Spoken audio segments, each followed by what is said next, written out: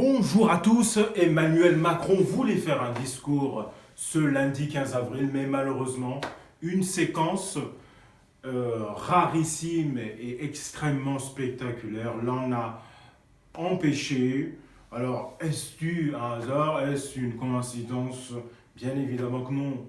Nous le savons tous. Alors, de là à se dire que ce feu-là euh, a été provoqué ou autre chose, dans lequel nous le dira, pour faire barrage à Emmanuel Macron, là on va un peu loin. Donc il faut avoir un raisonnement un petit peu plus subtil concernant ce drame de Notre-Dame de Paris, bien évidemment, comme tout bon chercheur de vérité qui se respecte, il faut réagir. C'est quand même quelque chose d'extrêmement grave de ce qui s'est passé ce lundi matin, ce lundi soir plutôt. Nous étions tous choqués, hein, la manière d'un 11 septembre. On voit cette toiture historique, légendaire, brûler, et on se dit qu'est-ce qui s'est passé alors que c'est le jour où Emmanuel Macron devait dire ce sont deux événements qui sont liés, puisque c'était le même jour, mais il faut avoir un raisonnement et les dissocier sans les mettre l'un et l'autre de côté. C'est-à-dire les deux sont pas liés, mais elles sont liées. C'est entre les deux, c'est un peu plus complexe qu'on ne le pense.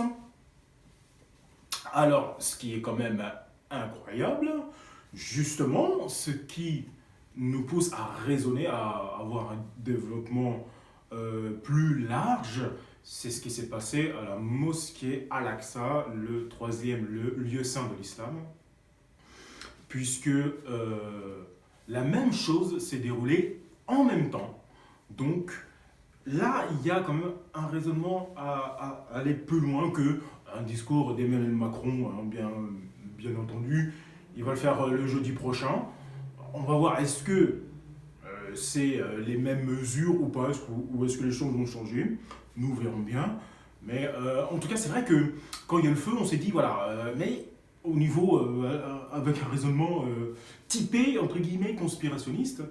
Mais effectivement, quand on voit la mosquée Al-Aqsa, les choses sont quand même bien plus complexes. Les choses ont été, je ne dis pas qu'ont été préparées, mais, parce que j'ai pas de preuves, mais il y a quand même des indices.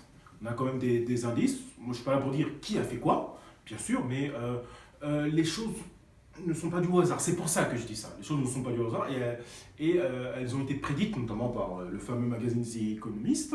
On voit une tour brûlée sur la carte de tarot du numéro spécial The World in 2017. Donc c'est quand même important. Donc on voit bien les événements. Novembre 2016, là, avril 2019, donc 2 ans, un peu plus de 2 ans après, cet événement s'est déroulé. Donc c'est quand même assez incroyable, assez surprenant, effectivement.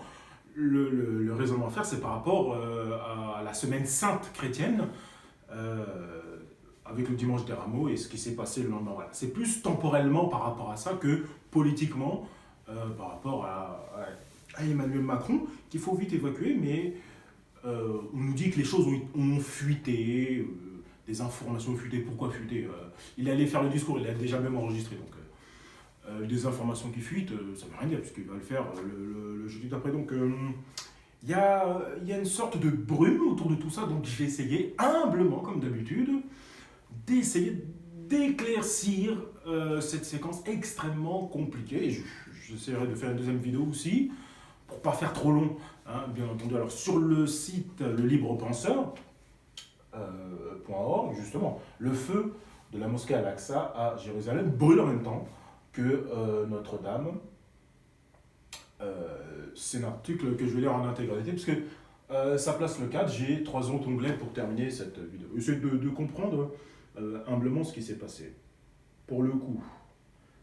Alors, qu'est-ce que ça nous dit? N'est-ce pas quasi impossible statistiquement? N'importe quel mathématicien peut le confirmer. Le hasard dans ce genre d'accident n'a pas sa place. Reste à savoir quel signe nous est envoyé, comment le lire et comprendre. Et oui, c'est toute la subtilité. Un incendie s'est déclaré dans l'enceinte de la mosquée Al-Aqsa à Jérusalem, au moment où les flammes ravager la cathédrale de Notre-Dame de Paris. Des images montrant de la fumée et du feu sortant du toit d'une structure connue sous le nom de salle de prière Marwani ou écurie de Salomon peuvent être visionnées sur les médias sociaux. Palestine News Agency, porte-parole officiel de l'autorité nationale palestinienne, a déclaré lundi qu'un garde a déclaré que l'incendie s'est déclaré dans la salle des gardes sous le toit de la salle de prière Marwani et les pompiers du Waqf islamique ont traité l'affaire avec succès. Donc je fais juste une parenthèse rapidement et je continue le reste. Donc les pompiers sont intervenus rapidement ici. Alors que à Notre-Dame de Paris, il semblerait avoir eu un dysfonctionnement au niveau de l'alerte puisque les pompiers ont mis plus d'une heure avant d'intervenir et le feu là a eu le temps d'imprégner le chêne qui a plus de 900 ans. On ne sait pas c'est quel feu, je vais y revenir, mais c'est quand même assez incroyable. Aucun blessé ou dommage n'a été signalé pendant le court incendie. Court incendie parce que l'intervention était rapide et déterminée, tout simplement. La nouvelle de l'incident de la mosquée Al-Aqsa, troisième site le plus sacré de l'islam et au cœur du conflit israélo-arabe, a été largement éclipsée, bien sûr, par un incendie beaucoup plus important qui a simultanément détruit la cathédrale de Notre-Dame. Il n'y avait aucune preuve de lien entre les deux incendies. Ce n'est pas une question de preuve. Hein, on est bien d'accord, ça c'est un article que je lis, mais justement, quand je lis l'article, justement, de manière avisée, justement, j'essaye de développer un raisonnement adjacent ou complémentaire, parce que c'est pas une question de preuve. Hein, il y a un mot-clé dans ces deux dernières onglets, c'est le mot synchronicité. Hein. C'est le mot-clé de cette séquence simultanée, bien entendu. Donc là, on voit cette photo avec les musulmans palestiniens font la prière du vendredi dans la salle de prière Marwani, justement, appelée Écurie de Salomon, située sous l'angle sud-est de la plateforme surélevée qui abrite le dôme du Rocher et la mosquée Al-Aqsa dans la vieille ville de Jérusalem. Le 5 septembre 2014, un incendie a éclaté sur le site sacré juste au moment où une flamme beaucoup plus grande a englouti la cathédrale Notre-Dame. C'est quand même assez incroyable. La Palestine News Agency a rapporté que le bureau du président palestinien Mahmoud Abbas a exprimé lundi son profond regret pour l'incendie qui s'est déclaré dans la cathédrale historique Notre-Dame, au centre de la capitale française, Paris, qui a provoqué l'effondrement de la tour de la cathédrale. La présidence a confirmé sa solidarité et sa sympathie avec nos amis français pour cet incident, a ajouté le porte-parole.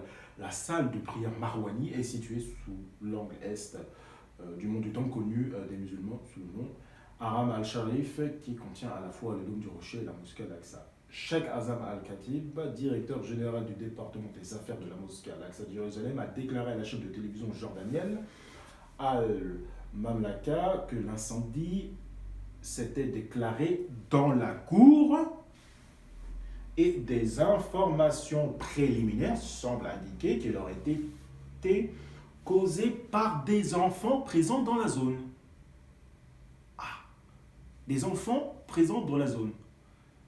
Bon, c'est des informations. Voilà, moi je suis pas là pour dire c'est vrai, c'est faux. Mais moi, toujours, humblement, sereinement, de manière avisée, j'essaie de comprendre des enfants qui sont dans le troisième lieu de l'islam. D'accord, c'est des enfants, ok, mais bon. Des enfants qui mettent un feu, je comprends pas. C'est une salle de prière. Je comprends pas. Ça, c'est quand même assez compliqué. Je vais revenir sur Notre-Dame, mais c'est pas parce que c'est des enfants comme ils vont s'amuser dangereusement au même moment où Notre-Dame brûle. Voilà. Et c'est pour ça qu'il faut avoir un raisonnement plus poussé. Le complexe, dans son ensemble, est situé dans la partie vieille de la ville de Jérusalem-Est, initialement occupée par la Jordanie lors du conflit israélo-arabe de 1948, qui a suivi la création d'Israël, puis occupé par Israël lors d'une seconde guerre en 1967. Israël annexa l'intégralité de la ville en 1980 dans une action qui n'a pas été reconnue par une grande partie de la communauté internationale, bien que la monarchie jordanienne se soit vue accorder le droit de garde sur les lieux saints islamiques. Alors, pour terminer cet article de Tom O'Connor de Newsweek, dans un geste controversée, le président Donald Trump a reconnu l'ensemble de Jérusalem comme la capitale d'Israël en décembre 2017, rejetant les revendications concurrentes des Palestiniens sur la ville et bouleversant un large consensus international.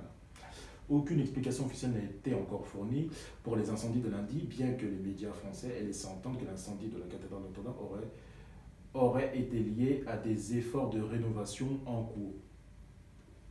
Alors, les informations que j'ai vues sur YouTube ou sur d'autres plateformes, voilà, au niveau des travaux de la cathédrale Notre-Dame,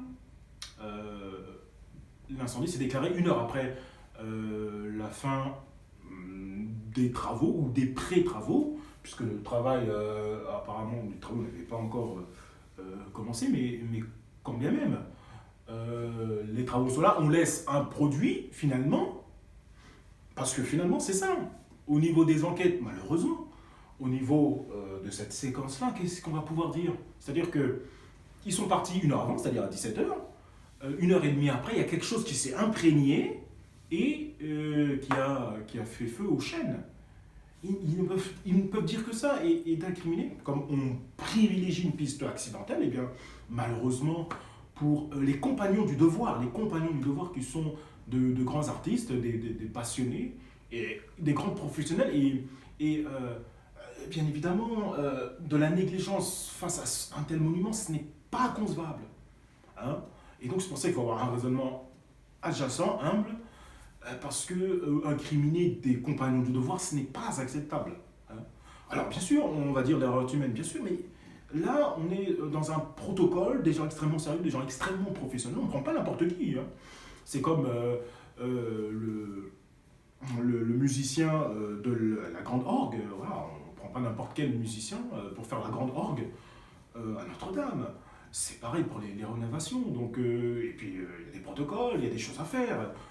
Chacun d'entre nous, quand on va au travail, voilà, on essaie de bien travailler, on finit le travail, et il n'y aura pas de négligence, c'est pas possible. Hein.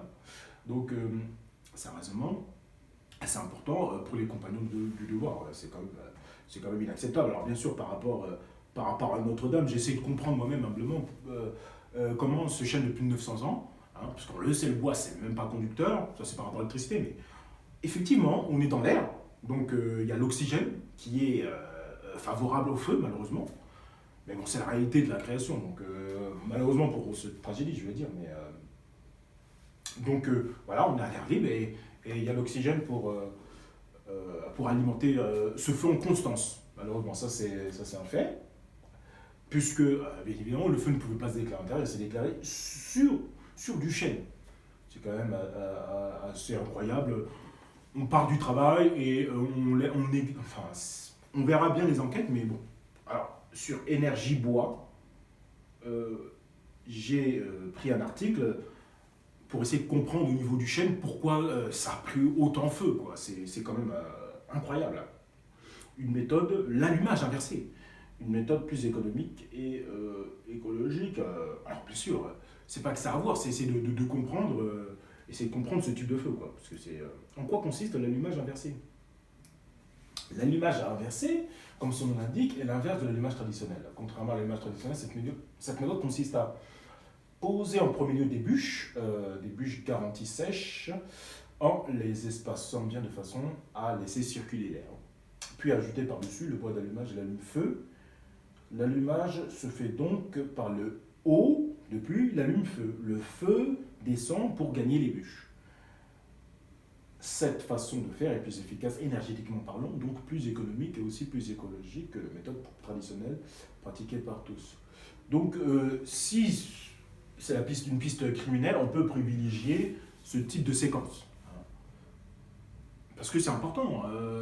C'est pas parce qu'il y a eu personne, il y a peut-être eu des infiltrations, c'est-à-dire des personnes qui se sont infiltrées dans l'église et ils ont attendu le départ des compagnons du devoir et ensuite ils ont mis en place la séquence du feu avec ce type d'allumage inversé. Hein. Donc c'est aussi une séquence à ne pas négliger. Alors bien sûr, pourquoi plus économique et écologique? Une meilleure combustion du bois. Voilà, c'est pour ça que je voulais aussi vous montrer cet onglet. Et oui, parce que c'est un chêne de plus de 900 ans, mais avec cet allumage inversé, on a une meilleure combustion du bois avec cette méthode de haut, pas de bas, de haut, mais de haut, en mettant le feu vers le haut. Donc voilà, et il savait bien qu'en étant sur le toit, sur le haut, bah, ça allait vers le bas avec cette allumage inversé. Donc une économie noire, votre stock dure plus longtemps, la réduction des émissions de particules fines et la diminution des cendres et de fumée, donc une énergie plus propre, un entretien facilite des appareils. Lors d'un allumage inversé, les gaz générés par la combustion sont étouffés dans les flammes et finissent à leur tour en combustible, au lieu de se transformer en gaz polluant.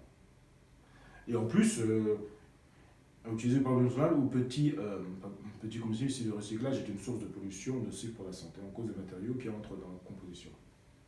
C'est intéressant aussi à comprendre parce qu'à Paris, il y a des problèmes de gaz. On a des problèmes de réseau de gaz. Donc il faut faire aussi attention à ça. À Paris, au niveau de ces réseaux de gaz. Il s'est passé des choses, mais je ne sais pas s'il y a des caméras à Notre-Dame, je ne sais pas, mais avec le réseau de gaz, donc il y a un raisonnement plus vaste, plus global à comprendre, parce que c'est assez pernicieux. C'est assez vicieux ce qui s'est passé là, parce que le raisonnement est compliqué, parce que dans un premier temps, émotionnellement, on se dit « Oh, Macron allait parler », et puis après, on a la synchronicité avec Alexa, et puis techniquement, là, on va commencer à rentrer dans un raisonnement plus technique avec les enquêtes, et ce qui s'est passé. Alors, qu'est-ce qu'on nous dit? On nous dit, à la mosquée Alexa, ce sont des enfants, dans une cour, on ne sait pas comment ils ont fait, pour un départ de feu, mais là, en tout cas, à la mosquée Alexa, voilà. Les interventions ont été très rapidement et tout a été bien maîtrisé rapidement. Or là, un feu s'est déclaré et puis les pompiers ont mis extrêmement de temps à intervenir. Ça me fait penser à ce qui s'est passé malheureusement au Bataclan où les interventions ont mis énormément de temps au niveau des ordres. Donc je ne dis pas que ça va être en lien bien sûr, mais voilà, c'est un raisonnement plus poussé, plus global, et les deux derniers onglets nous parlent de synchronicité, bien sûr. Et il y a une autre vidéo où je parlerai de rituel du feu, parce que on parle du feu dans des lieux sacrés. Donc c'est une vidéo complète à faire, je pense. Et là, pour le coup, c'est de comprendre ce qu'est la synchronicité, parce que là, c'est quand même assez bluffant et incroyable.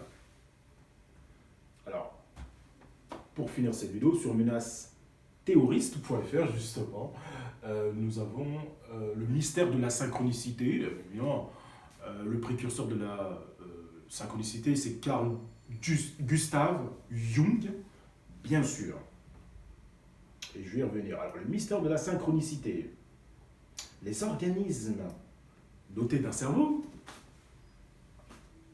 utilisent cet organe fort intéressant pour coordonner les mouvements de leur corps dans l'espace et dans le temps et pour développer des stratégies de survie et de reproduction.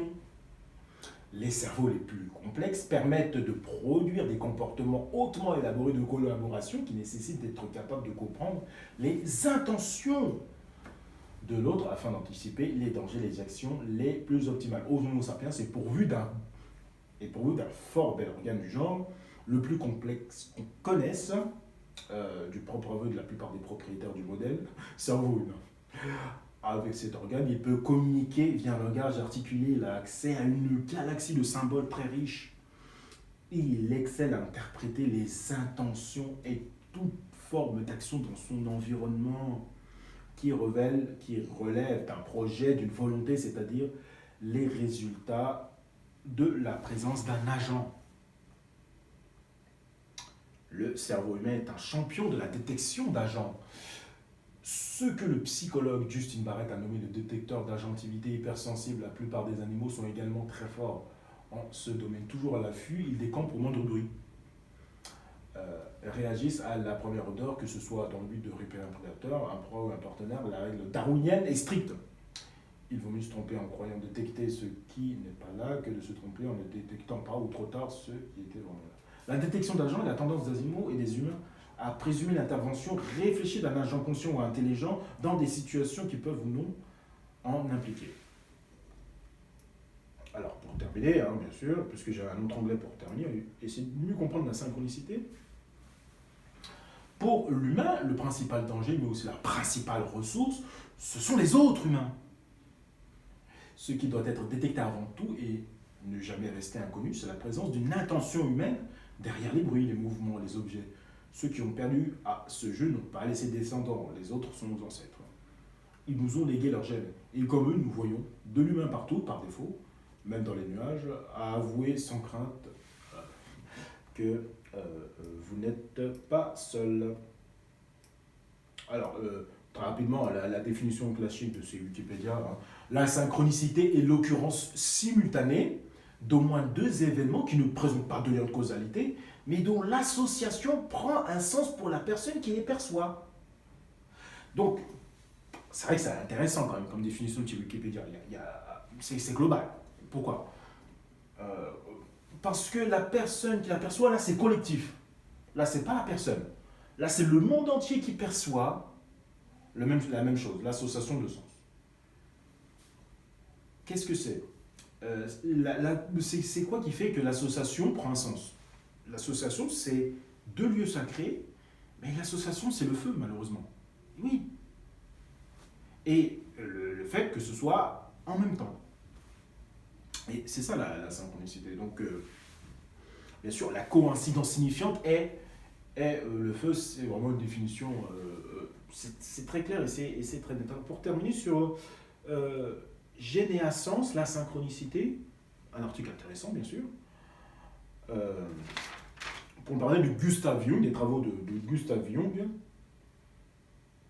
bien sûr, en parlant du phénomène, qui commence à étudier le phénomène de synchronicité. Très rapidement pour terminer cette vidéo. Jung a noté un rapport indiscutable entre le contenu des rêves, d'étranges événements concomitants et le retour du patient à un état de santé psychique. Dans ce contexte, le patient devient le moteur de sa guérison dès lors qu'il se rendait compte du sens symbolique de ses rêves et de leur effet libérateur sur les troubles psychiques. Jung fut sensibilisé pour la première fois au phénomène de synchronicité lors d'un échange tendu avec Freud, au cours duquel une armoire craqua violemment. Que s'est-il donc passé? Une relation synchrone avait-elle été établie entre les sensations de Jung agressées par Freud et le monde extérieur? Les sensations de Jung avaient-elles été extériorisées? Le monde extérieur avait-il simplement répondu à la place de Jung afin de communiquer à Freud ce que Jung essayait de lui dire? Peut-être était-ce là un exemplaire de synchronicité, une espèce d'aide du ciel pour tenter de convaincre son interlocuteur. Nombreux sont ceux qui considèrent aujourd'hui ces coïncidences signifiantes comme une force transcendantale agissant comme une colle cosmique capable de relier des événements apparemment accidentels en un dessin cohérent et plein de sens. Oui, c'est très clair là par rapport à ce qui s'est passé. Une synchronicité consiste en deux facteurs associés. Une image inconsciente qui pénètre la conscience directement ou indirectement sous forme de symboles, de rêves, d'idées ou de prémonitions. Une situation objective qui se vérifie réellement dans le quotidien et qui coïncide avec l'annonce évoquée ci-avant. Et nous voilà obligés d'accepter que deux événements en particulier, ceux où l'observateur peut entrevoir un profond sens symbolique, ne soient pas liés de façon causale, bien que présentant une signification commune. Oui, deux maisons religieuses, le feu en même temps, bien sûr. Des événements simultanés apparaissent dès lors comme caractérisés non par un principe de causalité, mais par un principe purement créatif et mystérieux. Et oui, l'enquête nous dira. Si l'enquête mainstream, l'enquête classique, si l'on accepte cela, l'observateur et l'observé se font en un tout synchrone. La synchronicité, selon Jung, survient comme une coïncidence d'événements dans l'espace et dans le temps, comme quelque chose qui va bien au-delà du pur hasard. Ouais. Il s'agit d'une interdépendance particulière entre des événements objectifs et l'état subjectif de l'observateur. Pour terminer cette vidéo, je laisse le dernier paragraphe. Il est évidemment possible d'expliquer les phénomènes de synchronicité en se servant des lois communes basées sur la rationalité, le principe de causalité. Serait-il alors l'expression des lois spécifiques que révélerait un monde de symboles, de formes, de rapports qui transcendent toute division entre le mental et la matière? Alors bien sûr, la synchronicité, il y a beaucoup de choses sur Internet. Sur ça, voilà, moi-même, je vous invite à découvrir ce qu'est la synchronicité, à aller un peu plus loin dans le raisonnement. Voilà, mais le plus important pour moi dans cette vidéo, c'était pas dire qui a fait quoi, ou chercher des preuves. Bien sûr, c'est essayer de comprendre le sens, d'aller plus loin, de sortir de cette émotion, de sortir de cette première séquence et d'aller un peu plus loin, d'aller chercher à aller un peu plus loin dans le raisonnement, avec la synchronicité notamment, les rituels du feu aussi, dont je parlerai dans une prochaine vidéo, bien sûr, et pourquoi pas un autre thème, parce que là on rentre dans une autre type de séquence historique.